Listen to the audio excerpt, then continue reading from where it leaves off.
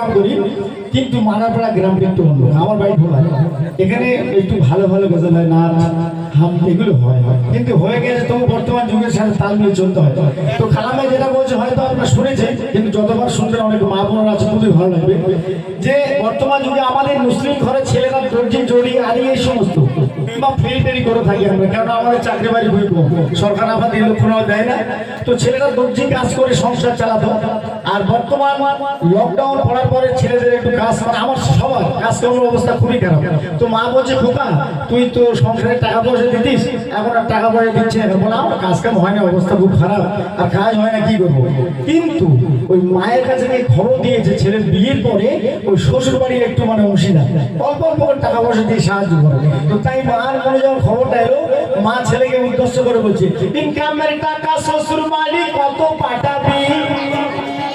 মা ছেলেকে বলছে ইনকামের টাকা শ্বশুর বাড়ি কত পাঠাবি, তোর বুলো মায়ের দুঃখ আর তুই কত দিবি, তোর বুলো মায়ের দুঃখ আর তুই কত দিবি। খোকা বিবির প্রেমে বিবির প্রেমে বইয়ের প্রেমে হয়েছে আকুল, তোর গর্ভে ধরে করেছি কি ভুল। খোকা বিবির প্রেমে বিবির প্রেমে হয়েছে আকুল, তোর গর্ভে ধরে করেছি কি ভুল। ইনকামের টাকা শ্বশুর বাড়ি কত পাঠাবি, তোর বুলো মা বাপের দুঃখ তুই কত দিবি।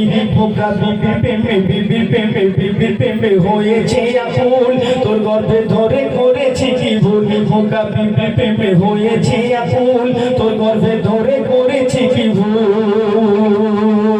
তারপরে মা দুঃখ নেই কি বলছে শুনবে,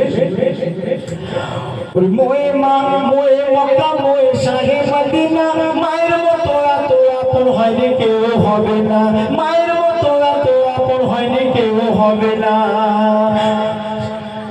শালা শাশুড়ি এলে ঘরে দেখিস বাঁকা চোখেতে, শাশুড়ি মায়ের ঘরে দেখিস কেমন আদর, তো শাশুড়ি মায়ের ঘরে দেখিস কত আদরে।